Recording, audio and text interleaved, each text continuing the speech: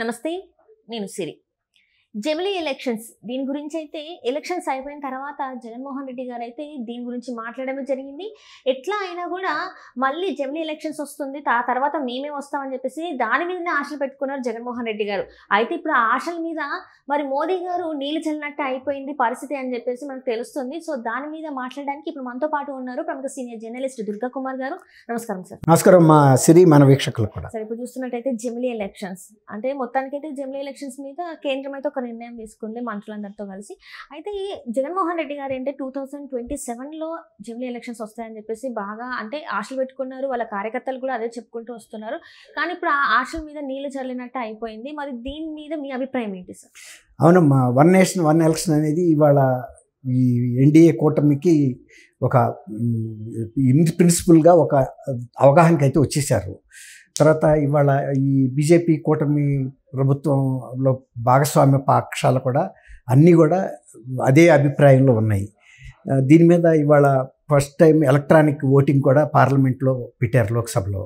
అయితే ఏంటంటే కొత్త లోక్సభ భవనంలో పెట్టిన తర్వాత ఈ ఎలక్ట్రానిక్ ఓటింగ్ సిస్టమ్ని ఫస్ట్ టైం టెస్టింగ్కి పెట్టారు. అయితే చిన్న చిన్న సాంకేతిక లోపాలు వచ్చినప్పుడు వాళ్ళకి కావాల్సిన కొన్ని సీట్ల దగ్గర పనిచేయకపోతే వాళ్ళకి స్లిప్పులు ఇచ్చి అభిప్రాయాలు అయితే సేకరించారు. 269 మంది జమిలీ ఎన్నికలకి అనుకూలంగా చెప్తే ఓటేస్తే 198 మంది వ్యతిరేకంగా కూడా ఓటేశారు.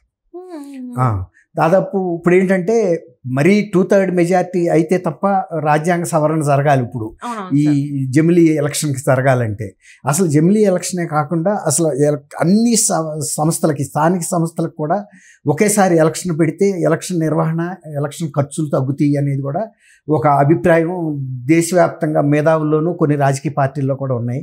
కొన్ని రాజకీయ పార్టీలు ఒకేసారి ఎలక్షన్లు జరపడం వలన ఒకదాని ప్రభావం ఇంకో దాని మీద పడి రాజకీయంగా కొన్ని పార్టీలు లాభపడవచ్చు, కొన్ని నష్టపడవచ్చు అనే అభిప్రాయం కూడా ఉంది. ఇప్పుడు కాంగ్రెస్ కానీ, తృణమూల్ కాంగ్రెస్ కానీ, తర్వాత శివసేన, బాల్ ఠాక్రే వర్గం వీళ్ళందరూ కూడా వ్యతిరేకిస్తున్నారు ఈ ఎన్నికలని, జమిలీ ఎన్నికలకి. అయితే ఇప్పుడు జరిగిన దీని ప్రకారం ఏంటంటే ఆంధ్రప్రదేశ్, తెలుగు రాష్ట్రాల్లోకి వచ్చేటప్పటికి ఆంధ్రప్రదేశ్లో ఒక విచిత్రమైన పరిస్థితి ఏంటంటే తెలుగుదేశం అండ్ వైఎస్ఆర్సీపీ కూడా జమిలీ ఎలక్షన్కి మద్దతు తెలిపినాయి. అట్లాగే ఇక్కడికి వచ్చేటప్పటికి టీఆర్ఎస్ తెలిపింది కానీ కాంగ్రెస్ తెలపలేదు. తెలంగాణ రాష్ట్రంలోకి వచ్చేటప్పటికి అక్కడ ఒక విచిత్రమైన పరిస్థితి. ప్రతిపక్షం, అధికార పక్షం కూడా రెండు జమిలీ ఎలక్షన్కి, ఒకటేమో కూటమిలో భాగస్వామిగా ఉంటామేమో తెలుగుదేశం తప్పదు. అయితే ఈయనకి ఏంటంటే ఆశ, జమిలీ ఎలక్షన్ కనుక వస్తే 2000 ఇప్పుడు మీరు అన్నట్టు 27కి ఎలక్షన్లు వస్తే మళ్ళీ అప్పటికేమన్నా మనకేమన్నా ఛాన్స్ దొరుకుతుందేమో అని జగన్మోహన్ రెడ్డి గారి ఆశ, అందువల్ల బలపరిచాడు. అందులో ఉండే ఆయన స్వార్థం ఏంటంటే 2029 దాకా ఆగినా నాకు గెలిచే అవకాశం ఉంటుందో లేదో, వచ్చి మధ్యలో ఒకవేళ కనుక 2027లో కనుక వచ్చింది అనుకోండి జమిలీ ఎలక్షను, ఆయన టోపీ ఇస్తుతాడు రింగులోకి, అయితే అవుతుంది లేకపోతే లేదు, మళ్ళీ ఎట్టాకు తర్వాత చూసుకుందాం అనే ఉద్దేశం అనమాట. అంటే ఇప్పుడు ఆయన ఉద్దేశం ఏంటంటే 2027కి తెలుగుదేశం పార్టీ మీద వ్యతిరేకత వస్తుంది, అది నాకు అనుకూలంగా ఉంటుంది అనుకుంటున్నాడు. కానీ వాస్తవ పరిస్థితులు, మనకి ఫీల్డ్ పరిస్థితులు ఏంటంటే కార్యరంగంలో అంటే రాష్ట్రంలో ఉన్న పరిస్థితి, జగన్మోహన్ రెడ్డి పరిపాలన చూసిన ఎవరు కూడా మళ్ళీ జగన్మోహన్ రెడ్డిని జీవితకాలంలో అయితే ఓట్లేరు, ఇంకా కొత్త తరం రావాలి. అంటే ఈయన పరిపాలన చూడని వ్యక్తులు ఓటర్లుగా వస్తే వాళ్ళు ఏమైనా వేస్తారో కానీ, ఎందుకంటే అంత వరస్ట్ పరిపాలన అనేది ఆంధ్రప్రదేశ్ ప్రజలు స్వతంత్రం వచ్చిన తర్వాత అనుభవించలేదు. అసలు ఫస్ట్ టైం అభివృద్ధి లేకపోయింది, అవినీతి ఎక్కువైతే అయింది, దాష్టికాలు కూడా అయిపోయినాయి, అన్నీ జరిగినాయి. ఒక నియంతృత్వ ధోరణిలో కూడా పరిపాలన సాగటం అనేది ప్రజలు సహించలేకపోతున్నారు. అంటే వాళ్ళు ఏది తలుసుకుంటే ఆఖరికి ప్రైవేట్ ఆస్తులను కూడా ఆక్రమించేసుకుని మీరు ఎవరికి చెప్పుకుంటారో చెప్పుకోండి అని ఎమ్మెల్యేలు, మినిస్టర్లు అట్లాంటి ప్రైవేట్ ఆస్తుల దోపిడీకి కూడా, దౌర్జన్యానికి పాల్పడటం అనేది మింగుడు పడదు అంశంగా మిగిలిపోయింది ప్రజల్లో. ఇవాళ తెలుగుదేశం ప్రభుత్వం వచ్చిన తర్వాత మాత్రమే వాళ్ళు కొంత స్వేచ్ఛగా హాయిగా బ్రతుకుతున్నారు. పోలీసులు కూడా ఒక రకంగా గాలి పీల్చుకున్నారు. ఎట్లా అంటే గతంలో వాళ్ళకి ఇష్టం ఉన్నా లేకపోయినా ప్రజల మీద దాష్టికాలు చేయమంటే చేయాలి. ఇవాళ సిరిని వెళ్ళి అరెస్ట్ చేసి తీసుకురమ్మంటే తీసుకురావాలి, బొంబాయి వెళ్ళి జత్వానీని తీసుకురమ్మంటే తీసుకురావాలి, ఆ అమ్మాయి ఆడపిల్ల అయినా సరే ఎంత దౌర్జన్యం చేయాలో, దాష్టికాలు చేయమంటే చేయాలి.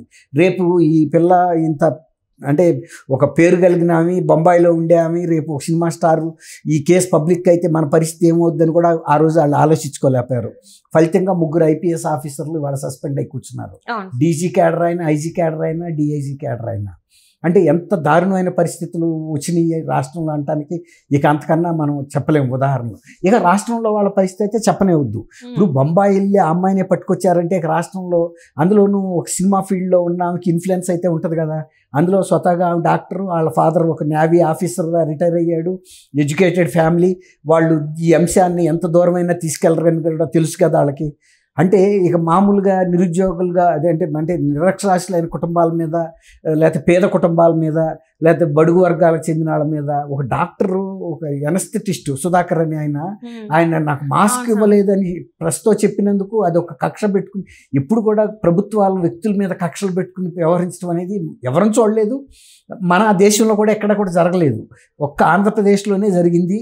అందువల్లే జగన్మోహన్ రెడ్డి గారికి ఏంటంటే ఇక నేను ప్రజల అభిమానాన్ని చూరుకునే అవకాశం నాకు ఎట్టి పరిస్థితుల్లోనూ లేదు.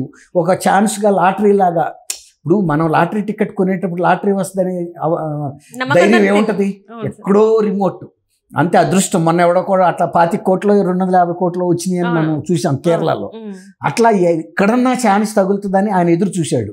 ఇప్పుడు ఉన్న పరిస్థితి ఏంటంటే 296 ఏమో అనుకూలంగా, 198 వ్యతిరేకంగా వస్తే, ఇప్పుడు ఇది రాజ్యాంగపరమైన సవరణ జరగాలి అంటే 2/3 మెజారిటీ ఉండాలి. కాబట్టి ఇప్పుడు ఈ పార్లమెంటు, ఈ లోక్సభ ఎన్నికల్లో పార్లమెంట్లో బీజేపీ కూటమికి 3/2 మెజారిటీ దొరకదు. కాబట్టి మళ్ళీ వచ్చే ఎన్నికల వరకు ఆ ప్రభుత్వం అయినా వేచి చూడాల్సిందే. అంటే 2019 ఎలక్షన్ దాకా ఎవరైనా ఎదురు చూడక తప్పదు. ఇప్పుడు 14లో కదా ఎన్నికలు జరిగినాయి, మళ్ళీ 5, 19. కాబట్టి జగన్మోహన్ రెడ్డి గారు ఆశ ఏమీ వర్కౌట్ అవ్వలేదు. తర్వాత ఇంకోటి ఏంటంటే, ఈ అంశం మీద రకరకాల భిన్నాభిప్రాయాలు వ్యక్తం అవుతున్నప్పటికీ కాంగ్రెస్ పార్టీ తరపు నుండే పార్టీలు, వాళ్ళకు కూడా వ్యక్తిగతంగా కొంత భిన్నాభిప్రాయం ఉన్న కూటమిలో వాళ్ళు ఉన్నారు కాబట్టి, ఇండియా కూటమిలో ఇక మరి కాంగ్రెస్ మేజర్ పార్ట్నర్ కాంగ్రెస్ వ్యతిరేకిస్తుంది కాబట్టి మిగిలిన పార్టీలు కూడా బయటపడి వ్యతిరేకించలేవు, అనుకూలంగా ఓటు వేయలేవు కదా. అది కూడా ఉంటుంది. కొన్ని పార్టీలు అంతర్గతంగా ప్రశ్నిస్తే ఓకే, జమిలీ ఎలక్షన్స్ మాకు ఓకే అంటారు. కానీ కూటమిలో ఉండి అట్లా తీసుకుంటే నిర్ణయం మళ్ళీ ఆ కూటమి బలహీనపడుతుంది కదా. కొంత ఇది కూడా అడ్డం పడుతుందని చెప్పొచ్చు. కాబట్టి వాళ్ళ జమిలీ ఎలక్షన్స్ దాదాపుగా ప్రభుత్వం ఇష్టంగా ఉన్నా చేయాలని పరిస్థితులు అనుకూలంగా అయితే లేదని చెప్పొచ్చు. అందుకని జగన్మోహన్ రెడ్డి గారు కూడా ఇక వెయిట్ చేసి చూడాల్సిందే.